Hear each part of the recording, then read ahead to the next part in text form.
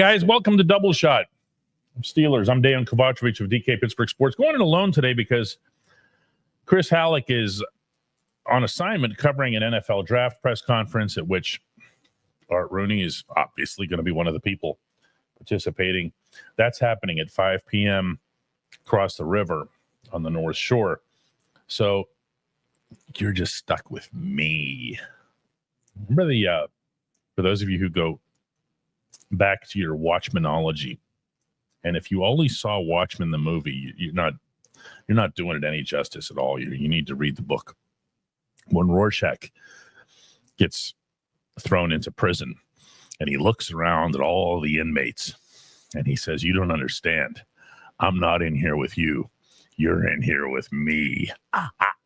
Actually, he does not do the maniacal laughter. It's so much more effective without it. Then he ends up throwing a vat of hot grease in some dude's face at the cafeteria line, just to lighten the mood today.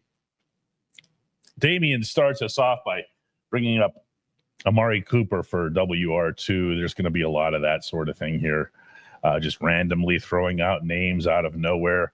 Chris Dolnack has the right idea. Like and subscribe. What I want to do today is to challenge you guys. None of the standard stuff, none of the whatever. I want to know who is going to be your rookie out of the Steelers class. And yes, that, of course, can include the undrafted free agents. Who's going to have the biggest impact in 2025? Now, to be clear what I mean by that, you can easily say, oh, well, of course, it's Derek Harmon, first-round pick. Yeah, naturally, it's going to be Harmon. He's the guy you're hoping for. He's the guy you've got, all the expectations on. But when you really think about impact, and I'm talking about 2025, there are other variables in play, such as, for example, the running back position is the one that he's going to play, and he's going to be very visible holding that football, and he's going to be doubly visible in the preseason when they have to let him play a lot because, in part, they want to make sure that he's got his pass pro down. That kind of thing. Again, you can throw out anybody that you want. In fact, if you even go back to, Roman Wilson basically not having a rookie year, you could even throw him in. Somebody who's the young guy, the newbie, who's going to have the biggest single impact on this football team. Matthew, I don't know if he's making a joke here. He says Caleb Williams, if that's mocking me for messing up a name a week ago, but I'm sure he actually means who Mark Johnson brings up, and that's Caleb Johnson. He's going to have the most snaps.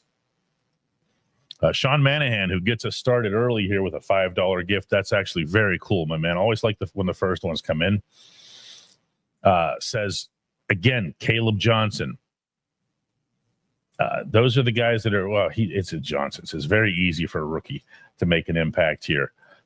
David Weiss, looking at it from the Iowa perspective, says, as a Hawkeye, do I take Y.A. Black? Do I take Caleb Johnson? Or do I take Sebastian Castro? It's your call, my man. Your call. Phil says it's easy as well. And what's going to happen here, we're going to get through the obligatory Caleb Johnson selections, and we're going to start seeing people get a little bit more creative because you can do that. Like William says, it'll be Jack Sawyer because TJ Watt and Alex Highsmith have missed a few games in the past. Well, if they do, William, respectfully, it's going to be Nick Herbig who gets bumped up. So I don't know. I think Sawyer is going to be more of a special teams guy. I don't want to keep popping the pins into these balloons here, but I think that's the way that's going to go. Ryan Lytle says he's not sleeping on Y.A. Black. If you were, it would be a double king size mattress. This is a large kid. I was over there this weekend catching some of the Steelers rookie mini camp, and man, that young man is not hard to find on a football field because on top of everything else, he's got this like hair that goes straight up. It's like, dude, we get it, man. You're huge. We got the memo the first time. James Fairfield's asking, but who could be the surprise? The surprise, if you go historically here, recent history, I think would be someone who would be in defensive coverage position, or, believe it or not, an edge rusher type position, because I'm thinking of the Tuzar skipper types, those ones that come in and have a chance to make a visible impact. Okay, and a lot of the visibility component comes from either the scrimmages in Latrobe, which they do make their way around social media and so forth, but way more prominently in the preseason games. Because everybody's watching, or at least they're watching for a half. If you're really into it, they'll watch the whole thing. Mac Brunson goes way off the reservation here. Says, hi, DK, do other owners or GMs in Pittsburgh, such as the Rooneys, look at the failings of the Pirates now, man? You're not going to get me to talk Pirates on here today. I'm having, look at this right here. This is a good mood in a cup. That's not going to be spoiled by talking about them. James Galloway says that Carson Bruner, Mark Bruner's son, of course, one of the draft picks, special teams standout. And yeah, I get it. Special teams do matter. I'm not knocking it. I'm just saying it doesn't compare to what you can get out of the running back position. Nobody's mentioned Will Howard. Like, what are we doing? No, wait a second.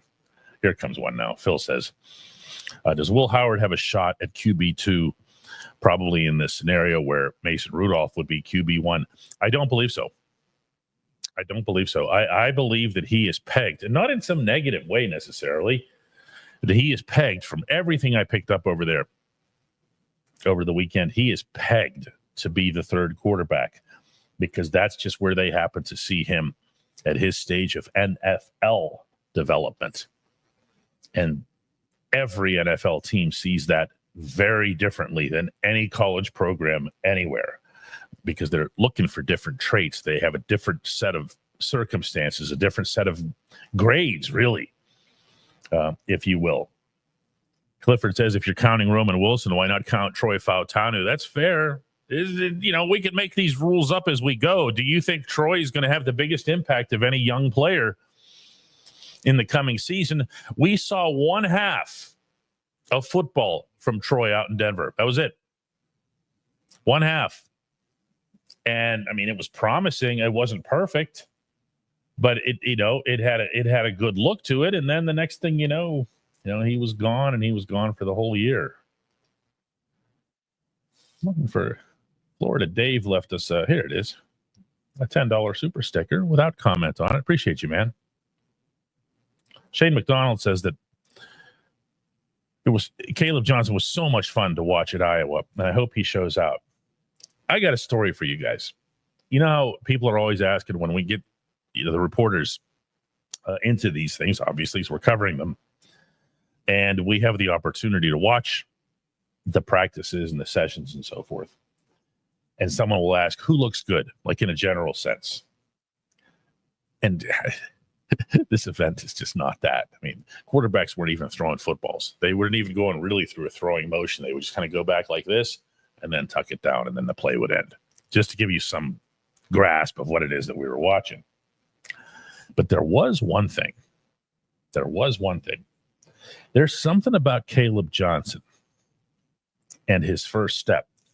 And it's funny because this is one of the topics that we were debating on this program immediately after Johnson was drafted, because there had been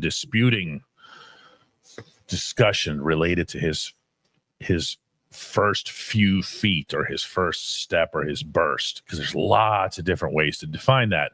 The way some people do it, and I don't agree with this at all, is they cut up the 40-yard dash and they say, well, here's your first 10 yards, or here's your next 10 yards. And they say, well, that's how it goes. That just tells you whether or not he's fast at the start.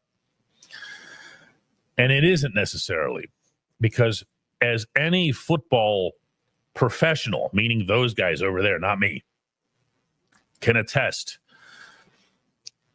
there's such a thing as football speed.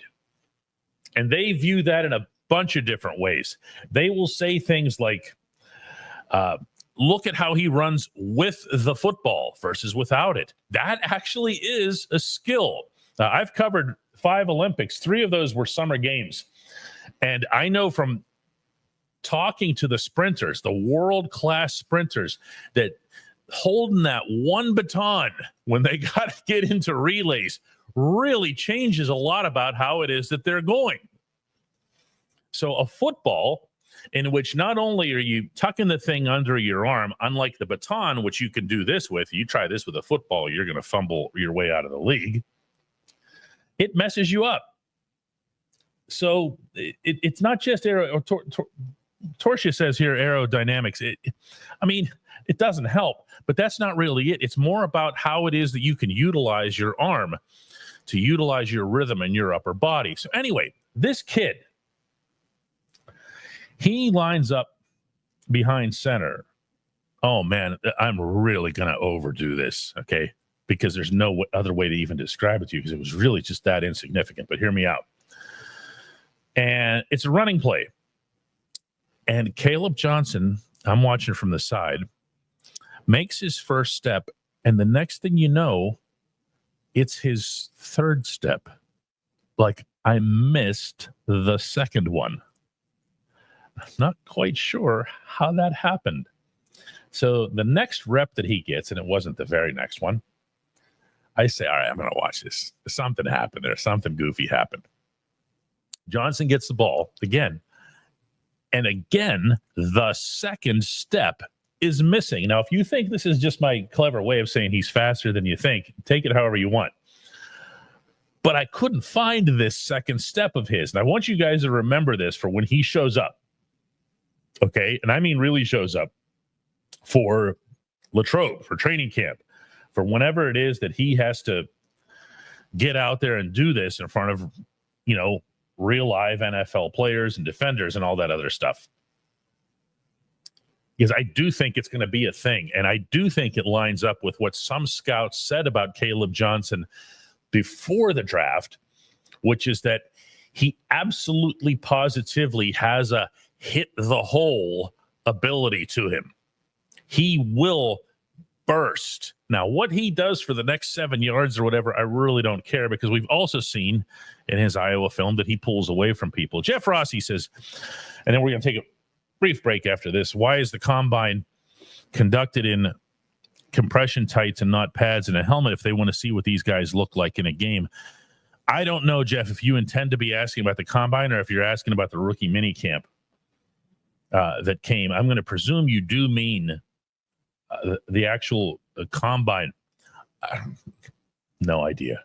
It might be where they don't really care all that much about the pads and the helmet, but you're right. When they run these, these 40s and everything else, look, I'd be all in favor of watching a running back do the 40 with a football in his hand and pads on because it would be simulated, right? But I don't know what you'd be, looking at, to come to that conclusion overall. I have no idea. But Phil says hit the hole, not something that Najee Harris did all that often. It was because he didn't want to. It wasn't even, I don't even know that it was because he couldn't. I still don't know that he knows what kind of a running back he is. Maybe that'll happen for him as the number 2 with the Chargers. Damian says of Caleb Johnson, his burst is unique. Thank you. The film is awesome to watch. His feet are quick, but he makes it look effortless. That's it. Dude, I didn't even see it. I don't know how much more effortless you can be than to not even show it. That was the part that was cool. And the fact that it kept happening in front of me and the fact that it really was not at all reliant on his surroundings. It just wasn't. He was going to utilize the opportunity, even though it was a walkthrough and whatever else, to still just do his thing. That's how he takes the ball, and that's how he gets through. Shaka Steele says that Caleb was clocked at 20 miles an hour in an Iowa game. Really? Yeah, that's crazy. Denny says nobody cared what Jerome Bettis' 40 time was when he carried 4 grown men down the field. This isn't that player. The other thing I was trying to do with Caleb, and I swear we're taking a break next, is I was trying to figure out who he looked like. I'm talking about frame-wise. And because when I watch him, and I watch his tape in Iowa, he looked to me a lot like Rashard Mendenhall, just his running style and whatever else here. Now, Rashard wasn't that hard to the hole, but in general, once he got going and made his one cut and got to the outside, he looked like Rashard, maybe a little bit of D'Angelo Williams, but physically, he didn't look anything like him. Rashard. Rashard is a big dude. Rashard was borderline edge rusher, big dude. And I'm looking at this kid, and there's something there. I ended up with Joe Mixon. And don't get me wrong, I'm not saying that in some bad way. You would take a young Joe Mixon to your offense, okay? Joe made a lot of really, really good things happen here. Dave says, I'm going to jinx him calling Rashard had a nice NFL career. Don't do that to Rashard. I mean, he fumbled. Big deal. Happens. Part of the game. Bark Z gets the last question before the break, says, DK, hypothetically, what if the players have known that Rodgers, nobody knows any of that. I'm sorry. I don't mean to be. Nobody knows. There's one person who knows, and maybe even he doesn't.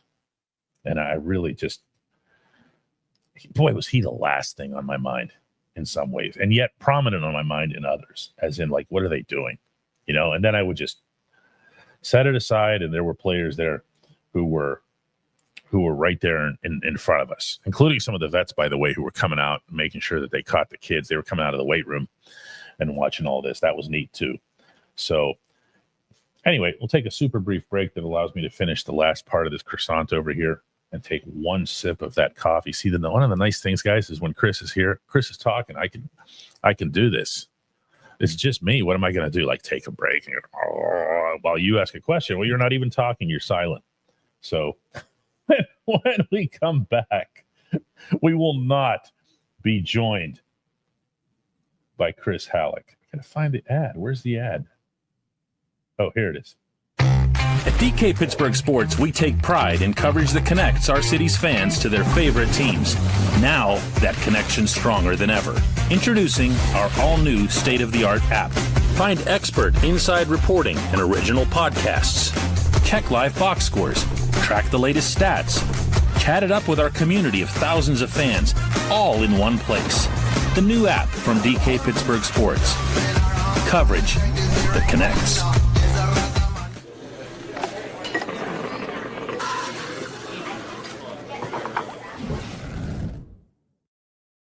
Yeah, Justin Watson says that Arian Foster is a good comp. In terms of visuals, yeah. Now, I'm not going to pretend to be some kind of expert on Foster. He wasn't in the division. He wasn't somebody that we saw very often versus, Mixon we'd see twice a year, got to see his impact and everything, and actually got to be around him a little bit. That's different. Shane says, all the coffee lovers understand DK. Yeah, I mean, it's a thing. Because if I want to keep this show going, I got to have some of that. I'm like Christopher Walken with the cowbell. I just got to have some. Dave says, do you actually put a double shot in your coffee? The people across the street know that a double would only get you halfway there. This is a 4. Never tell anybody that. But yeah, it's here, John actually knows. Yeah, it's a quad. How'd you know that, John? Were you able to read this label? They didn't even put the label on this one. Yeah. Bettis had quick feet, says Robert, and got skinny in the hole. Bettis had a lot of different gifts. That's for sure here. Let's get back to the topic here. The topic is rookies who can make a difference. Rookies who will make the biggest difference. That's what we're looking at here. That can be a real rookie. That can be a second-year rookie. That can be whatever. Meaning guys who were hurt last year. Phil says that caffeine will kill you. I am living proof that is not true. Why would caffeine kill you? I mean, everything can kill you if you eat too much of it. The boss has arrived. Yeah, everything is bad when it's too much, says the boss. Here, Phil says it was a movie quote here. Dante Edwards. I'm sorry. Kyler Michael comes in and says to check Sawyer because he will help Watt be fresh. That's actually something that'll be interesting to watch about Sawyer and, for that matter, the entire defensive front, Kyler, because these guys, one of the things that was made very, very clear this offseason, in particular by Carl Dunbar at his meeting with reporters at the Steelers HQ following the I think it was day 3 or either day 2 or day 3 of the draft, was that they are really putting an emphasis on keeping guys, in particular Cam Hayward, fresher. Now, Cam is not the type who'd want any significant part of that. If you tell Cam he's going to play 70 snaps, he's just going to go out there and play 70 snaps, all 3 downs, all that stuff. That's because he's Cam. But if you have the option, Cam's 36 years old as of this past week, if you have the option to put him out there at his absolute, well, or close to his absolute peak, meaning in terms of freshness, man, you've got to take that. So what I think you're going to see a lot more of, not just in training camp and in preseason and everything else here, is that these guys are going to rotate. You're going to see it in the opener. And they're going to try to make sure that these guys don't wind down, because if part of, and nobody has said this, okay, and I've not heard this, so I'm just throwing this out there.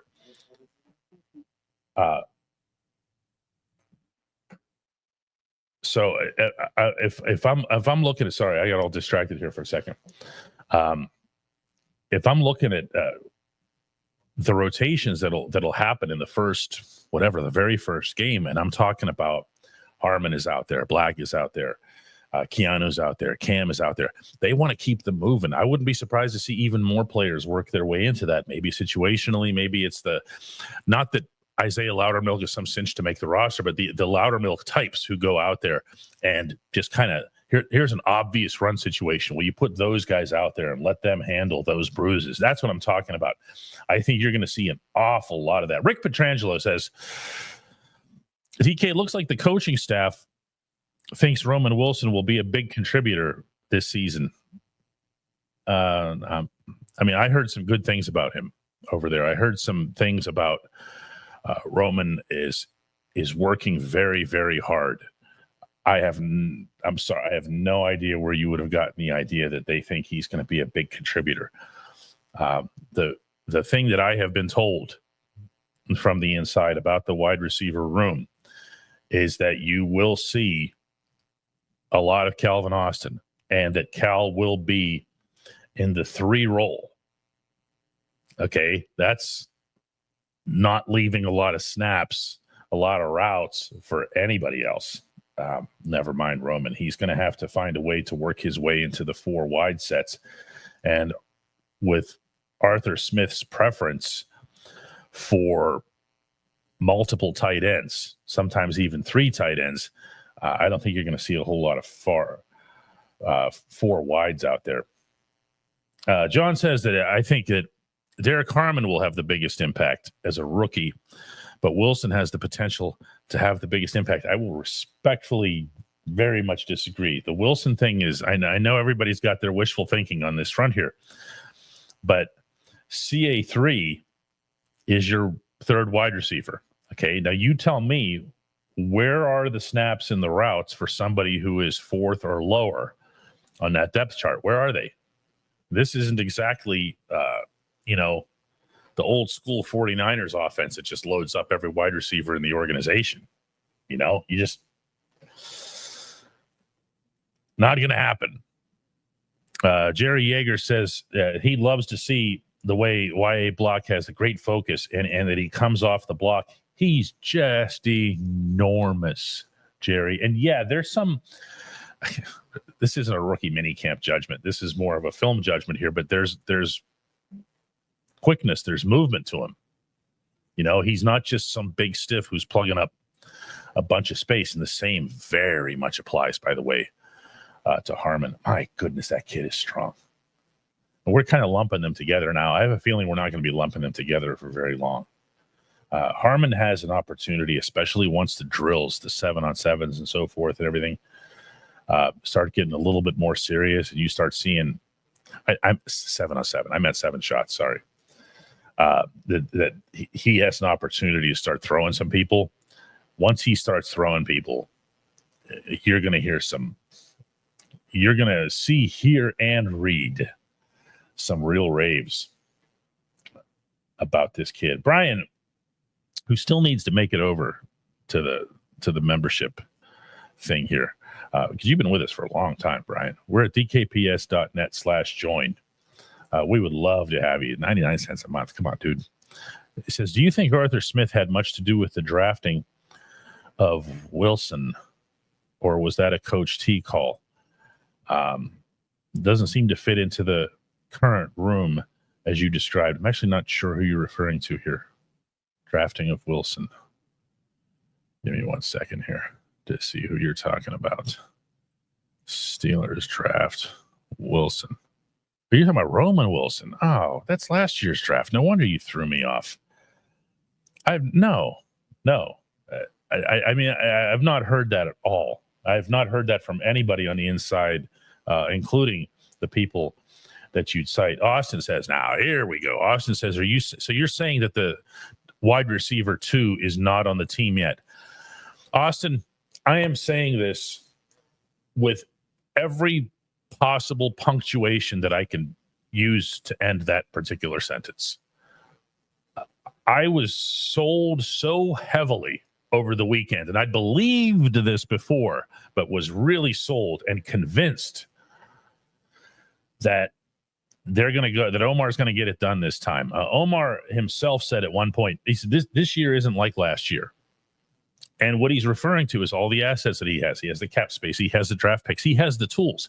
He can basically pick who it is that he wants. Not, if anybody. I'm talking about of the people who become available. He can get aggressive. He can get himself another impact wide receiver and have everybody excited the way they were about having 2 of those guys. The other, one alongside DK Metcalf, to go out there and make a real difference for this team. Not to mention, cover for injuries and other depth issues and so forth. Charles says, could that be Rock Taylor? I mean, Taylor didn't get drafted. And, I'm the last one to knock undrafted free agents, since I happen to be pretty good friends with one of the better ones in franchise history. But the odds are against them. And the odds are against them for a reason. There's a lot of players who get picked ahead of them. We'll see how that goes. One of the things to remember about the UDFAs, especially when they get into Latrobe, and doubly so when they get into preseason games, is that you'll see occasional performance. You'll see, how does Tomlin describe this? He does this really well, where he'll say the difference between, by and large, the difference between the drafted players and the undrafted players is that the undrafted players are missing something, but they have some set of skills. They have X number of things that they can do at an NFL level. And what they need to do is to overcome or compensate for the ones that they don't have. I really like the way that was worded, because it's not often that you'll just see teams completely blow it, like across the board, and that person's sitting there undrafted. Ramon Foster will tell you himself, he was not a great combine guy at all.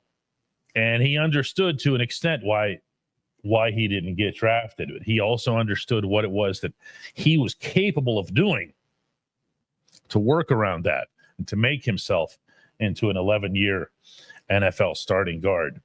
James Fairfield comes in with a sticker. Justin Watson drops a couple of bucks to say he appreciates the wide receiver insight, makes me less nervous. I'm telling you, Justin, I mean, listen, I'm not in a position to promise stuff. I'm not them. I'm not Omar. But when Omar himself puts himself on the block like that, think about that. Okay, Omar is saying this year isn't like last year as it relates to getting a WR2. He's going to get one. He's just going to wait it out. What's going to happen is every time there's somebody somewhere who looks like they're available or might be traded or gets like let's say, for example, in Green Bay, where they just drafted like 100 wide receivers, and they're going to end up chasing one or two pretty decent ones out the door. Well, good for the Packers, but it also could be good for somebody else if they end up pushing somebody out where the Steelers could utilize this guy in a WR2 role. That's an okay solution. Awesome Stuff says, Omar screwed up. I'm fine with getting rid of George Pickens if they felt the need to, but not getting a replacement before or during the draft is screwing up. It's not, actually. I can't say this often enough, and I really wish I could just like pin it at some point in the conversation so it doesn't keep coming up. The Steelers were waiting for an offer. They were not going to trade George just to shove him out the door, although shoving him out the door happens to be a really nice side effect of this whole thing. If they weren't going to get a third-round pick, they weren't going to move him. That was their internal stance, not just what they were telling other teams who came asking. So Dallas calls. I'm sure Dallas started with, the way these conversations go, a fifth, maybe moved it up to a fourth. And the Steelers like, listen, here it is. If you want it, get this done. Okay? If you want it, here it is.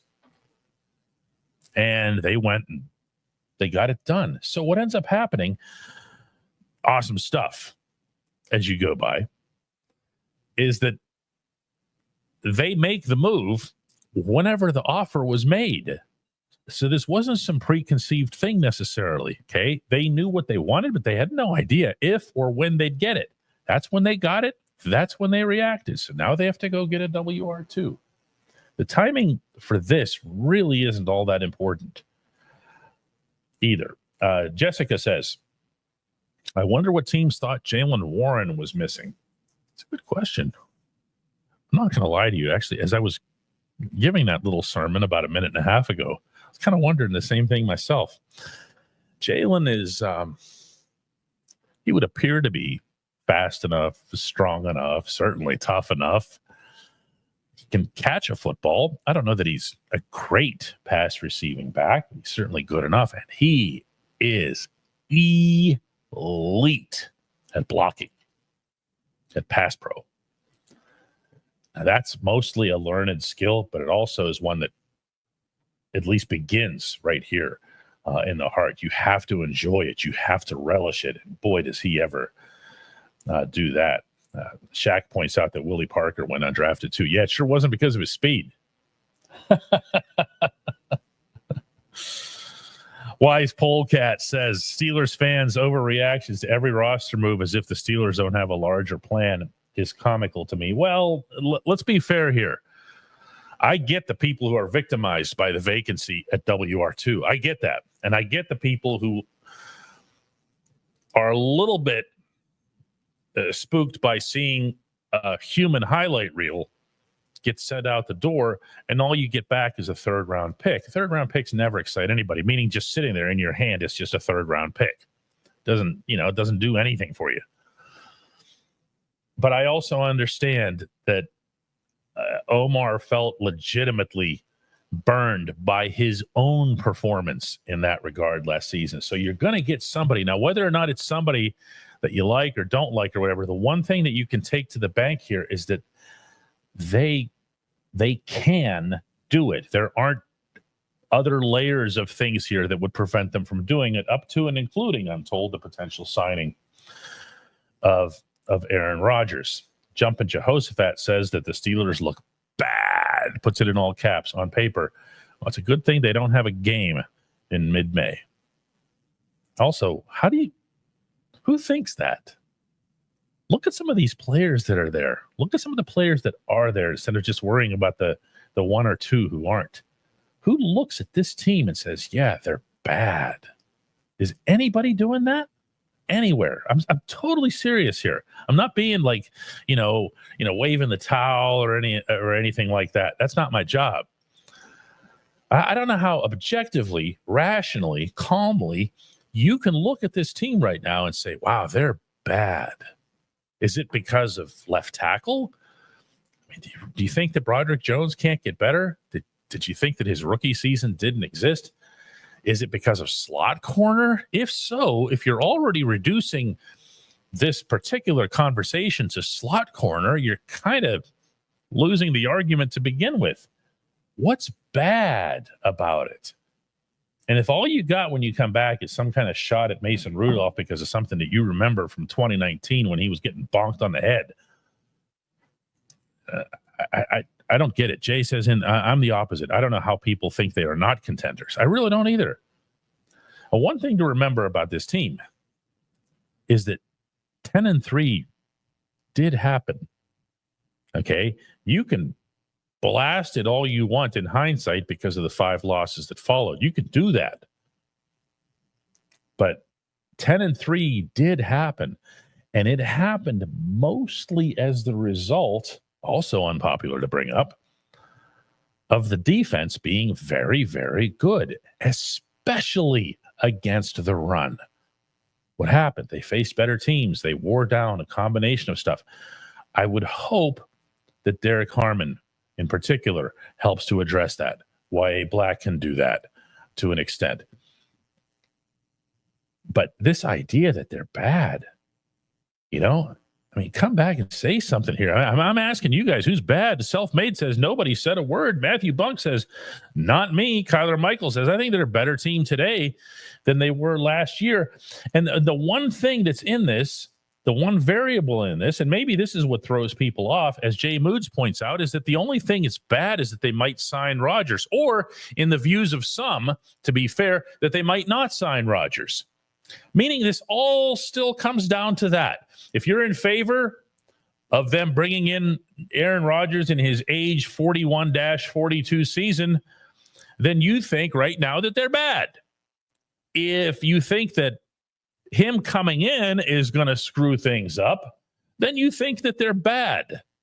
But don't tell me that looking at out of 22 starters on offense and defense, that you can find more than, setting aside quarterback, you can find more than 3 question marks. Do that. If you think they're bad, or even if you just think it for whatever reason, give me more than 3 or 4 question marks of this. Joshua Dobbs says they were dealt one of the worst schedules of all time last year, and they were a mediocre team, which is what it is. But again, nobody refers to 10-3 as mediocre. There's no context in which 10-3 is mediocre. Even when the Steelers were famously a few years ago 11-0 and barely beating anybody, they weren't mediocre. They were still 11-0. So at the end of the day, the winning of the games is what matters. Now, Justin points out here, and fairly so, that Van Jefferson became the 3rd wide receiver in NFL history to play 750 snaps and have less than 300 yards. Well, that's Arthur Smith valuing the blocking, but that's also because Van was exactly that prominent in the organizational's depth chart. Rick says that he feels that the Steelers are a better team right now with Mason Rudolph back in Pittsburgh than they were last year, presumably comparing what Mason can do to what Justin Fields and or Russell Wilson did. A whole separate debate on that one. But the last time we laid eyes on number 2 behind center, things were really good around here. And he came in cold. He didn't have a training camp. He didn't have a regular season. He didn't have an offensive line for all intents and purposes. And all he did was show up in the very biggest games, exactly the ones that have everybody freaked out right now, the ones at the very end of the season, the ones that this team lost, boom, boom, boom, boom, boom, like bowling pins at the end of 2024. Mason came in at the end of 2023 and won all of those. Won one in Baltimore. He won one in Seattle. Steelers never won on the West Coast. Steelers never won in Baltimore. He won at home. And then he went into Buffalo and played what I thought was a pretty decent game up there against the Bills. If Deontay Johnson comes back to that football, if Najee Harris doesn't fumble, we're talking about a potentially stunning outcome up there. Armin says that 10-3 means nothing when you do. Of course, I'm just talking about the 10-3 in isolation when I say that. Paulie says that this is a new version of PDST, Pittsburgh Diagnosis Sports Team, where Pittsburgh sports fans diagnose all teams are bad no matter what happens. I didn't know where you were going with that. Yeah, Kyler Pickens points out that George Pickens fumbled up there too. Cody doesn't let George off the hook there either. I mean, there's some bad stuff that was up there, you know? Shaka Steele, who's still living in 2019, apparently says Mason's a solid backup. Why? Because Shaka remembers from 6 years ago thinking that Mason's a backup, and he didn't see that the Steelers didn't even let him play, and didn't care that when they did let him play, it was the best quarterbacking they've gotten post Ben. Correct me on that one if I'm wrong. I'm totally serious. Totally serious. You guys want to do quarterbacks? You're gonna have to take a Mack truck through me on that subject right there. Tell me which quarterbacking stretch was better than that handful of games that Mason Rudolph had at the end of 2023, because I'll cheat and get you started.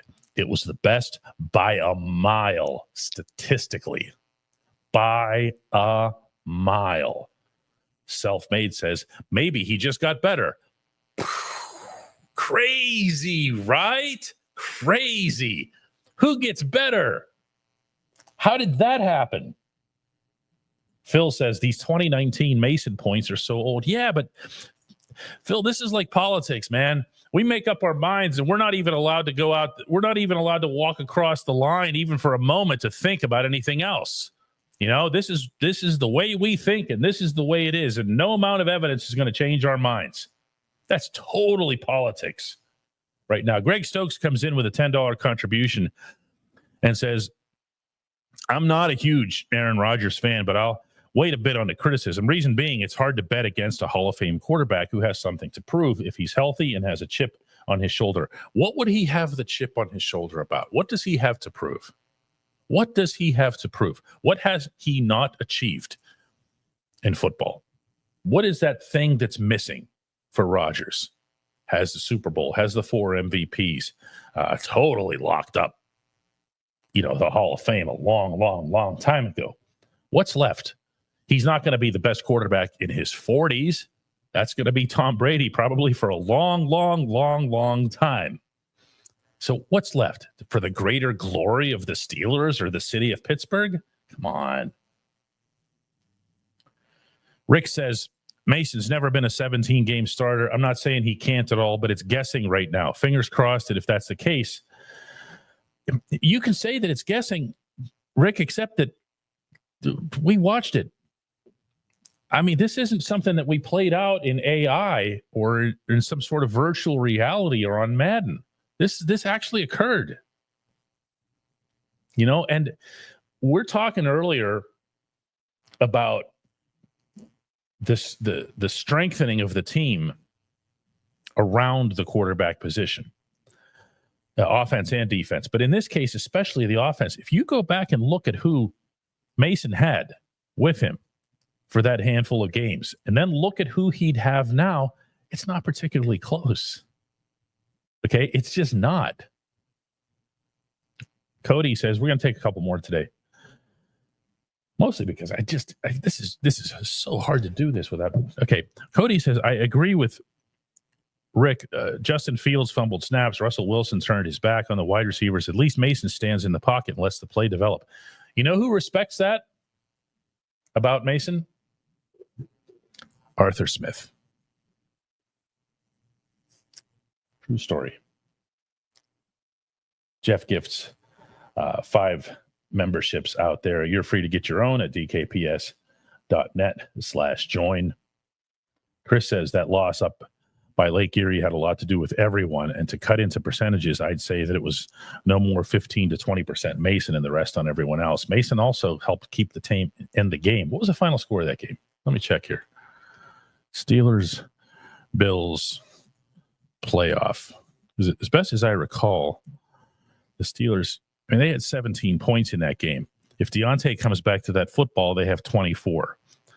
The way they were charging down the field when Najee fumbled, or George, I forget who. Najee fumbled in Philadelphia. I'm getting these all mixed up here. It wasn't perfect, but I would think he had more to do with them possibly winning that game than he did losing the game. He didn't lose the game. Wandering Warrior says, if you give Mason an Arthur Smith offensive scheme with these offensive weapons, he will do great. I don't know if he'll be great. I'm not going to sit here and make predictions. The only thing I can say confidently, I mean, really, really, really confidently about Mason is that he's going to come in and give you absolutely everything that he has. He's going to come in and he's going to see this as the opportunity of a lifetime, everything that he's worked for. He's going to see it as a dream come true. The other guys looking at this as if he's experiencing some midlife crisis if he comes here. I'm not interested. I'm not interested. And to whatever extent he chooses to string these guys out, to whatever extent they choose to let him do it, the other guy's just in there right now working. And he met Will Howard, went and introduced himself to Will Howard, make sure that Will Howard knows he's got support there. Will Howard said that he was really impressed with him. He's just in there getting work done. Okay. That's kind of the way we do things around here. Still, we don't have any more steel mills left in the city, but we do have a lot of that work ethic left. And that's what he is. And that's why those fans were over there singing Rudolph the Red-Nosed Reindeer or whatever for that Christmas game. Take just a couple more here. Robert Sham says, this is great. He says, I am sick of us limping into the playoffs. We need to go in strong. Robert, I think you were with us earlier in the show when I was talking about the rotation on the defensive line. That's what it's about. Now, yes, they ran into tough teams. They ran into a tough calendar schedule at the end, and it wore these guys down. But part of the reason that it wore these guys down was that Cam was out there for 70 snaps the whole season, every game. You can't do that. Larry O was playing on that bum foot. They just weren't at the strength and energy and the vitality that they needed to be up front defensively. And that's going to be the biggest factor in this. I really, really believe that, as well as the running game on the other side and everything else here. Danny, this is great. Danny shows up in the last minute and just says, hello, everyone. Right on the way out the door here. Eric says, and this will be our last one for today, I have faith in Mason, and it's not blind faith. I remember Kevin Colbert stating that the team had a first-round grade on Rudolph. That's been disputed, but it doesn't really matter. I could explain that in more detail, why it doesn't matter. Plus his end of 2023 push, cold off the bench, impressive. It's not that he was cold off the bench, Eric. It's that he was cold off even participating. You understand that he was 3 for a lot of that year, and he was 3 in training camp. Now, you get a lot of reps as a 3 in preseason games, but not in Latrobe. So he wasn't even working with any of these guys. So when you're talking about cold, it's not about inactivity. It's about utter dormancy. And he walked out there and he put up, for I believe it was 3 of those weeks, the single best passer rating in the NFL on a given week. And we're sitting here talking about 2019? Or what he did behind the worst offense you've ever seen last year in Nashville? Come on, guys. When we come back, we're going to take care of some business here.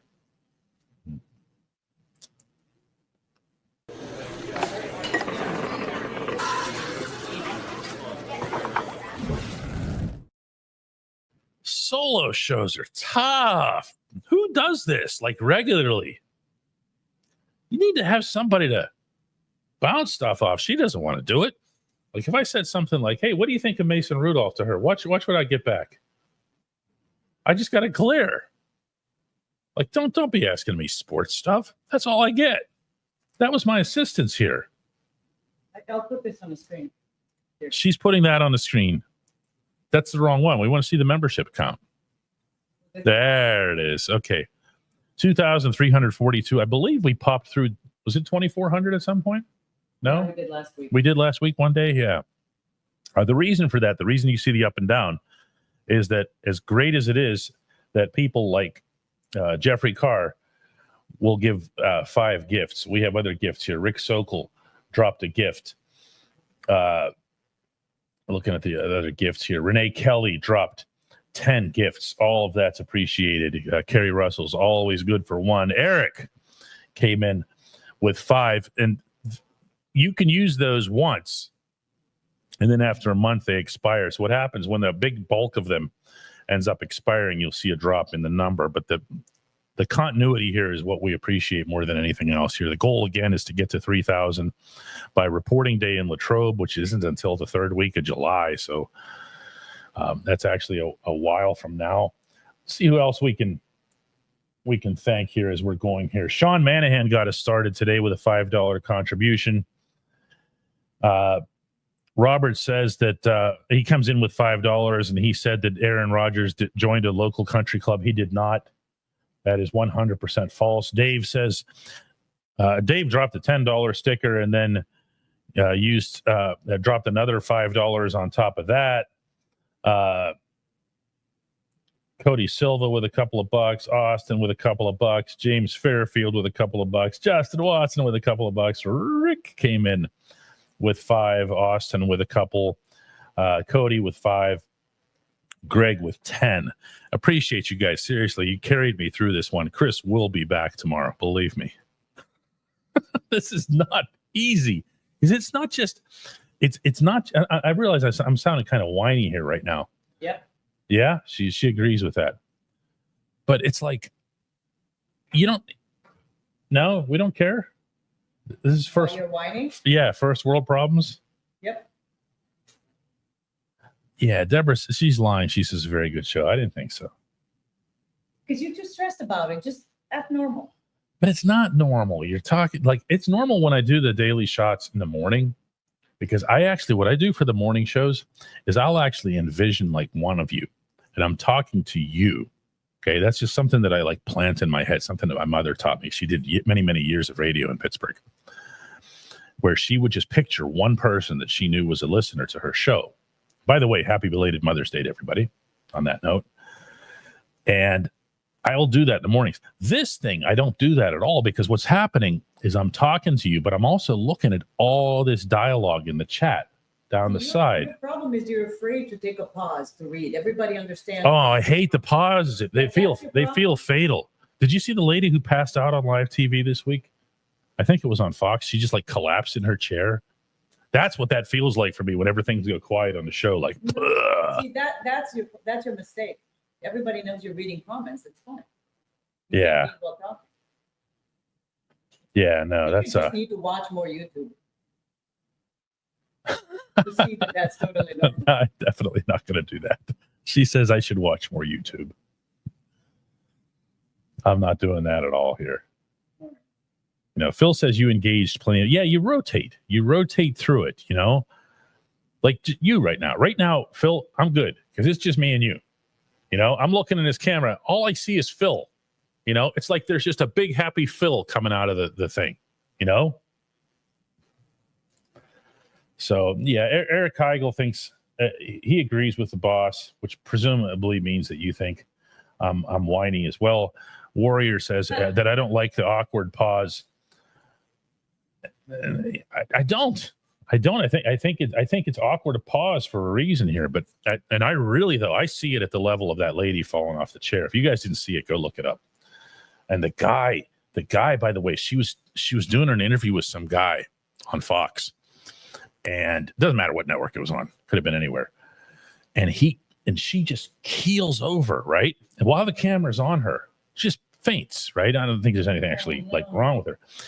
The dude turns back to the camera and just keeps talking. Oh no. Oh yeah.